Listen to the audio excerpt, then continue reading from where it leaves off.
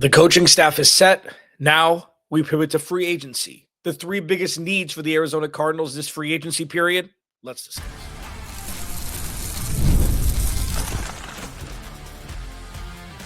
You are Locked On Cardinals, your daily Arizona Cardinals podcast. Part of the Locked On Podcast Network, your team every day. Cardinals, Alex Clancy here. Thanks for making Locked On Cardinals your first listen, part of the Locked On Podcast Network, now the #1 sports podcast platform. Mike LaFleur, Nathaniel Hackett, Nick Rallis, we move on. I did a little discussion late last week about Tony Sorrentino and Matt Schaub and the impact that they're going to have not only on the team, but primarily Marvin Harrison Jr. There's going to be a lot more to discuss about that specifically later this week and obviously on through the offseason. But today it's time to pivot to free agency. Now, you'll notice that while I've said the Cardinals should go offensive line at number 3 overall, and I've said that, pretty much since the jump, you'll notice that offensive line is second on this list for the free agency hierarchy.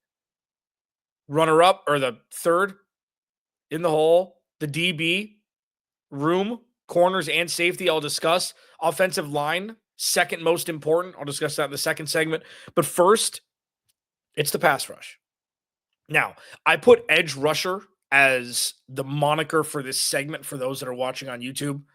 But it's really the defensive front. And why this supersedes offensive line is because you can manufacture a good pass rush without having just elite pass rushers. The Cardinals last year didn't have a good pass rush. I know that Calais Campbell had a handful of sacks. Josh Sweat had double-digit sacks. Walter Nolan had a couple when he was healthy, but that was about it. You saw pressure from Mac Wilson when he was healthy from the second level of the defense. You saw some DB blitzes, obviously some Budda Baker blitzes, Jalen Thompson blitzes throughout the season. But the number one biggest need for the Cardinals from the free agency pool is pass rush. My overwhelming thought process going into 2026 is the defense has to be turnkey ready.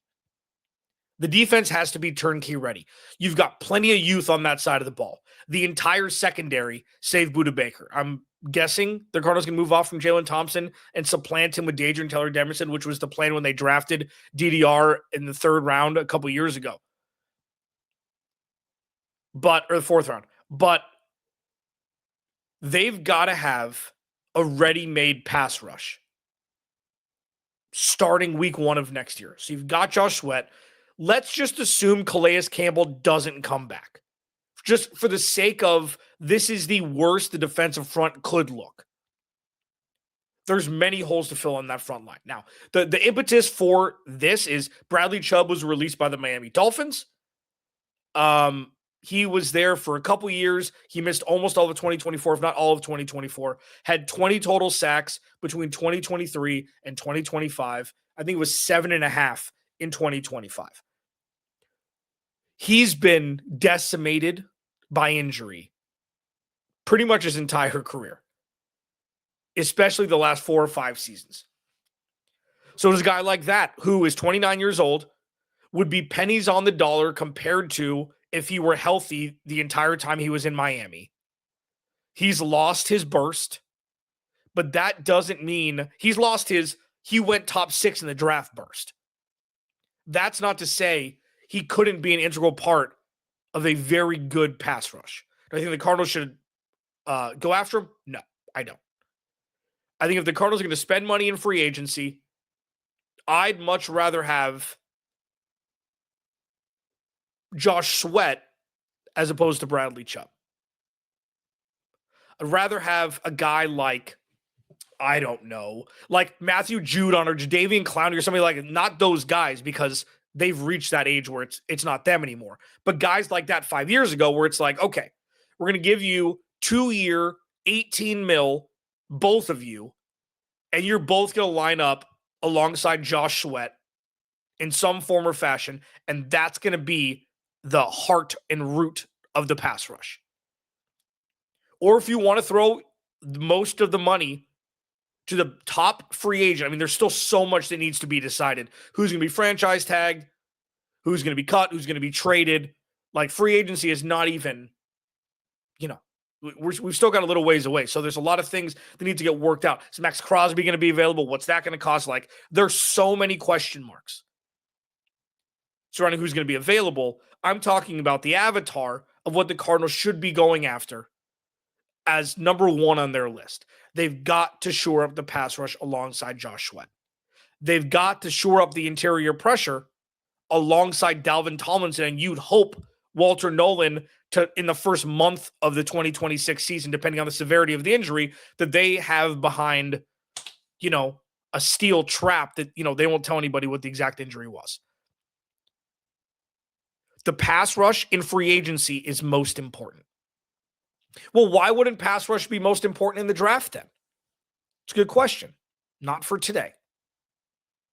Why wouldn't you just take a pass rusher at number 3 and then go sign the best offensive lineman in free agency? Again, not for this segment. That's for next segment. Everything that the Cardinals were able to do early on really started with the pressure that they were able to get up front. They were able to get pressure up front during the first handful of weeks. Held every team to under 25 points, including, 39 points combined between the 49ers and Seahawks in weeks 3 and 4. I'm not Uncle Ricoing this. I'm just stating factual things. They give more points to did Tennessee score 28 on them? I can't remember. That was week 5. They were able to get pressure, which allowed this young DB core to be able to, not have to cover for as long, which in turn allows for a complementary defense. And then the pass rush just went away. It just went away. B.J. Ojulari came back, didn't really make much of an impact. Darius Robinson is still kind of on a milk carton. Zaven Collins, I guess he's a glue guy, but he's not the pass rusher, not the speed you need off the edge. And while what they tried to do on the interior with Dalvin Tomlinson, Dante Stills, Calais Campbell helped in some respect early to allow the edge rushers to get a jump off the edge when they were actually getting some sort of pressure from the interior, it dissipated quickly. So that's why going into 2026, you've got to be able to look at your pass rush and be like, okay, this is definitely better than what was witnessed last year. This doesn't have to be significantly better. You don't have to trade 3 first-round picks for Max Crosby and go sign Bradley Chubb and do all of these things. I'm not saying they would. It has to be definitely better than last year. And the only way to ensure that with a wider safety net is if you go find talent as opposed to drafting somebody who hasn't played an NFL game. And I know rookies pop all the time, every year, every second. And I know the sexy allure of a rookie pass rusher, even though the Cardinals, when was the last one? When they didn't move to off-ball backer. But there is a very clear reason why it needs to be the front first, edge, D-tackle for free agency. Number 1 on the list. The defense needs to be as turnkey as possible going into 2026 because Nick Rallis is on his own now. Locked On Cardinals, your team every day. Offensive line, second. Why? Let's discuss. This episode of Locked On Cardinals is brought to you by ZocDoc. Finding a doctor is hard, man. And, sometimes it feels like you're searching for a diamond in the rough. And sure, you want someone who's in network, nearby, has availability, but you also want a doctor who listens and makes you feel comfortable and explains things clearly. And that kind of doctor exists, and finding them is easy with ZocDoc. ZocDoc is a free app and website that helps you find and book high-quality in-network doctors so you can find someone you love without all the hassle. 150,000 providers across all 50 states, covering over 200 specialties from primary care and dentistry to dermatology and eye care. You can read verified patient reviews so you feel confident choosing a doctor. And whether you want to go in person or do a video visit, ZocDoc makes it easy either way. Stop putting off doctor visits and go to ZocDoc.com/LockedOnNFL to find and instantly book a doctor you love today. That's ZocDoc.com/LockedOnNFL, ZocDoc.com/LockedOnNFL. Thanks to ZocDoc for sponsoring this message. Today's episode of Locked On Cardinals is also brought to you by FanDuel. Ever wanted to experience the NBA Finals live and in person? FanDuel is giving you the chance to turn that dream into reality with their NBA sweepstakes. Here's how it works. Use your profit boost on any NBA future, and you'll automatically be entered for a shot to win an NBA Finals trip for two. That's right. Flights, tickets, the whole experience. If you're already looking at the board and thinking about which team can make a deep run, this is a perfect time to lock in. I love futures this time of year. Whether it's picking a team to win the championship or grab a conference title, it adds the extra layer of excitement to every game down the stretch. And now, not only can you pick cash, but it can also send you to the finals. Visit FanDuel.com to get started. Use the profit boost on an NBA future and get entered for your chance to win a trip to the NBA Finals. Play your game with FanDuel, the official sports betting partner of the NBA. Please go to the YouTube channel, search Locked On Arizona Cardinals. Hit that subscribe button, man. Every day, Monday through Friday. Me. Join the Everydayers Club. Starting to see more people trickle in. The link is in the description. Ad-free content. The members-only Discord. Starting to have more and more conversations with people. Ask your questions. Have conversations. Make some jokes. Let's make this a big old family. Offensive line is second. Well, Alex, why? You've said that the Cardinals, the biggest need this offseason is the offensive line. It is. Well, why would an offensive line be number one on the list? It's a great question. For me, it's number two on the list. And I'm thinking more about this. So you've got guys like Joe Bitonio out there, okay? You've got experienced guard play out there on both sides of the ball. That is what you're targeting in free agency. What is the best friend for a rookie tackle? A good left or right guard. Well, just like what's the best friend of a rookie right tackle or right guard or left guard? A good veteran center. A good veteran tackle. This 5-person tandem. Can it be tandem? Does that mean two? That's duo. Tandem? Group? Let's stick with group. This 5-person group is a, it's one heartbeat. So when you've got your extremities on the left side and right side of the spine that is the center, having strength around a rookie is vastly important. So if you can bring in a right guard and left guard this offseason to vie for those starting gigs, and then you draft Spencer Fano at 3 or Francis Mauigoa at 3, then you've got the perfect mix. The perfect mix of number 3 overall pick and a vet on his left side.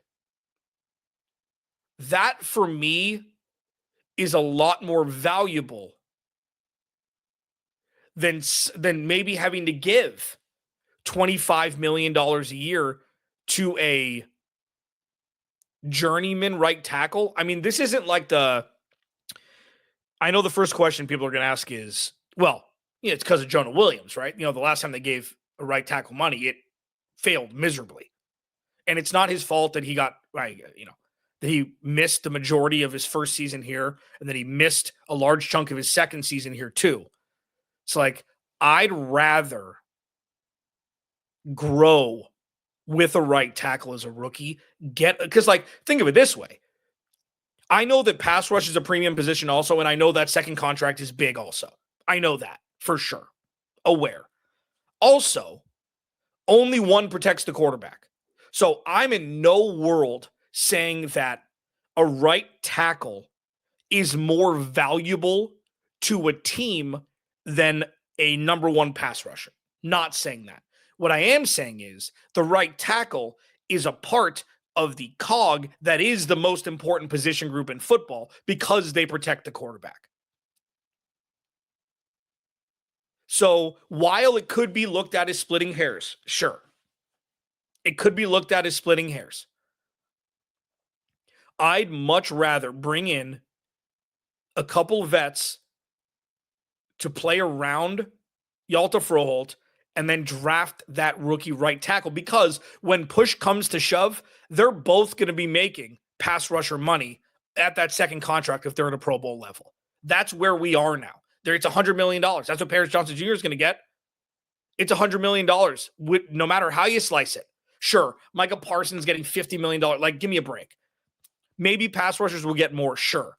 But offensive linemen, long are the days where they're making $800,000 a year and everybody else is making 10, 20, 30 million. We're far removed from that, and rightfully so.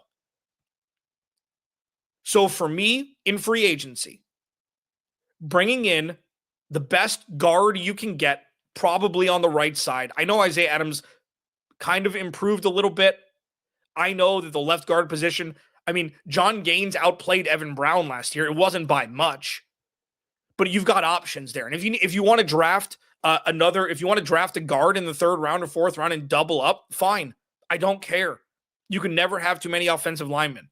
And I know the Cardinals roster is incomplete at this point, so it's difficult to like front load or seesaw with all the weight on offensive line and not look at the other position groups that need help too.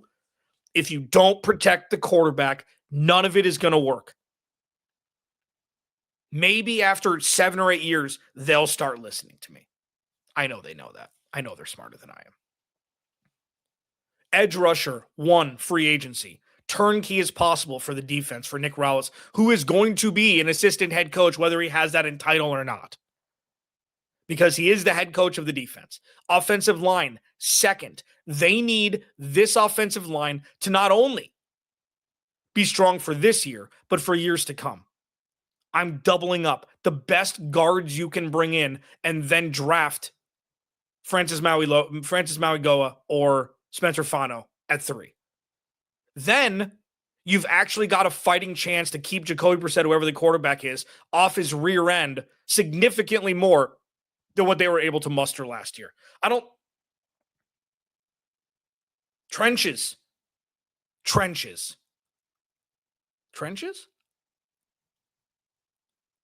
It's what it is. It's nuanced a little bit, like most things are. All of this stuff is threading the needle. Most draft picks don't work out. A lot of free agents that make a lot of money don't work out. When people were screaming for Christian Wilkins a couple years ago, where's he? We're going to give him a whole bunch of cheese.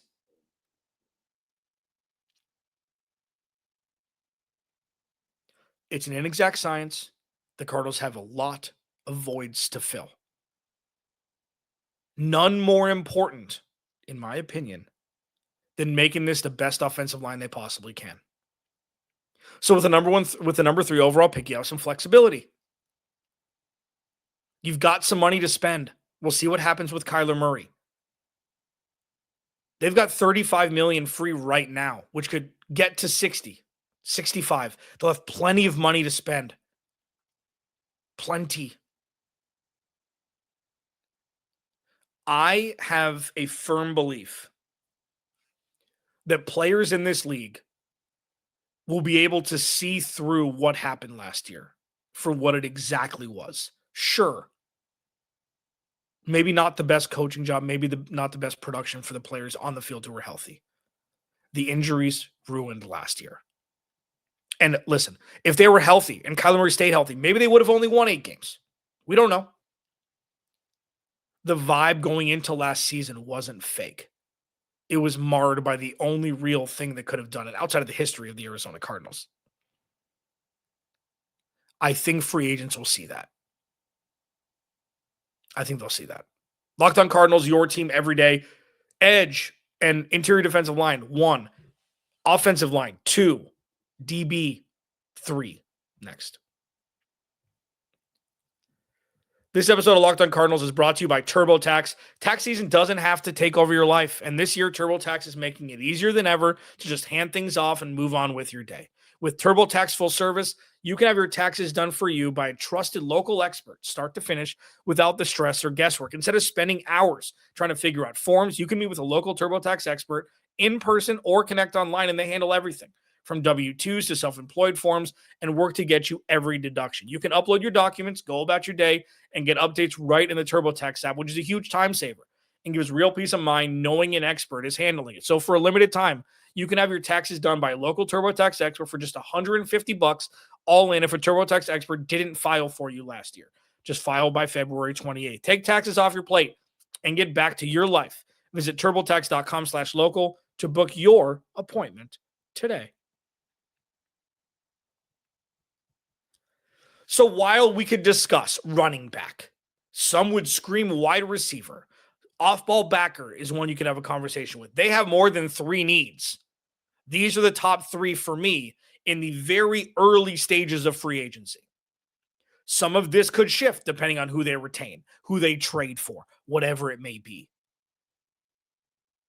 But Nick Rallis needs as ready-made defense as possible next season, which I would suggest having a veteran pass rusher there who's, maybe been a Pro Bowler, who may be a year older than what quote-unquote prime is, where you can get him for, 60% of what he was worth contract-wise a couple years ago. Offensive line, most important position group in football.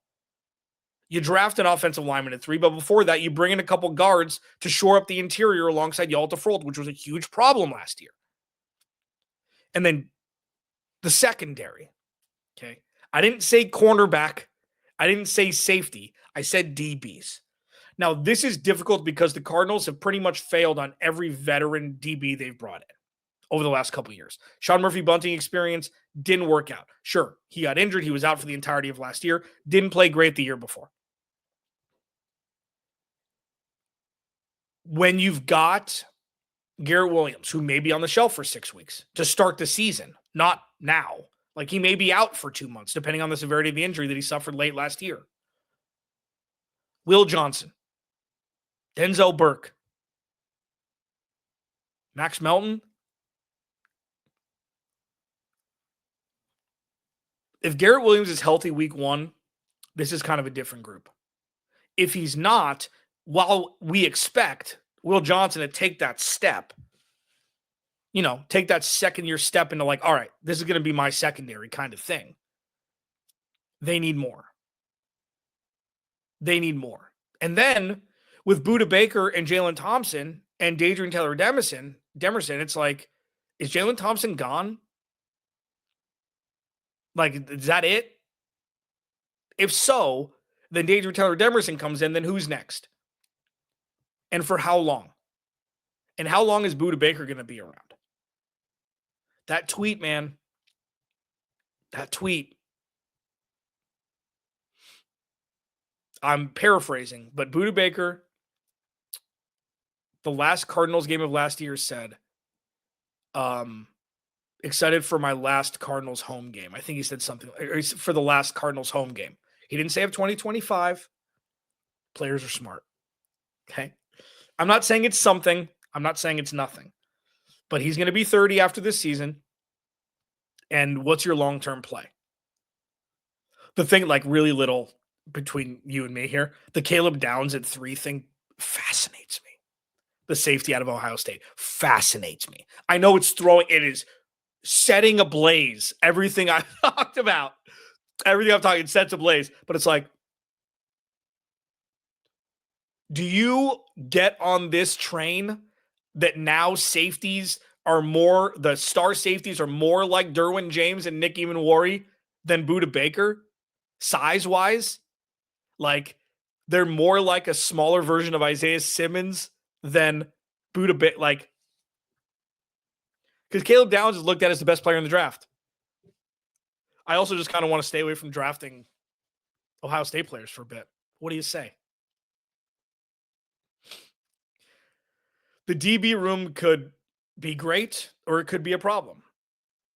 So bringing in one or two veteran corners this offseason, even if, again, they've lost a step, even if it's like Stephon Gilmore in Indy or something like that. Stephon Gilmore, even in Carolina before that, where it's like he still had some juice, but he wasn't the, defensive player of the year, Stephon Gilmore, like he was in New England. Like, can you bring in a couple guys like that to shore up the foundation of this secondary and then kind of roll with the punches of what this offseason is going to bring? I still think Budda Baker will come back. That tweet was just, maybe he was just bored and wanted to spark some conversation, but man, I don't know, man. Budda's a smart dude. So I don't know if they move off from him. This would be the time where you could still get a third-round pick for Budda Baker. Is it worth it? I don't think so. He had statistically his worst year last year. I think a lot of it was because the wheels were falling off and they had no pass rush, and it's just what it's been for Budda Baker the entirety of his career. Respected around the league. He was a Pro Bowler. Numbers weren't there because the defense wasn't great, because players were hurt or whatever it was. Just remember, I did a show on this after he got voted to the Pro Bowl. He was voted a Pro Bowler, okay? 31 other teams know his value and want him on their team. 31 others should tell the Cardinals all they need to know. I don't know what that means at this point, but it's pretty clear. Edge rusher, offensive line, defensive back. You bring in a corner, you bring in a safety. Safeties, like 2 offseasons ago, Jesse Bates, Micah Hyde. There were a bunch of dudes who were like institutions at their last stops. I mean, Jesse Bates is playing great for Atlanta after leaving Cincinnati. Like, safeties can be had. And I think you bring in a free. You bring in a free, and you bring in a couple corners and see what you can fashion this group into. Because if Garrett Williams does miss time, you're going to spring Will Johnson to that CB1 role. And while you saw flashes last year, he missed time. There weren't any real oh no moments. I mean, he did get burned pretty badly. The one that people point at was the Nico Collins touchdown. But it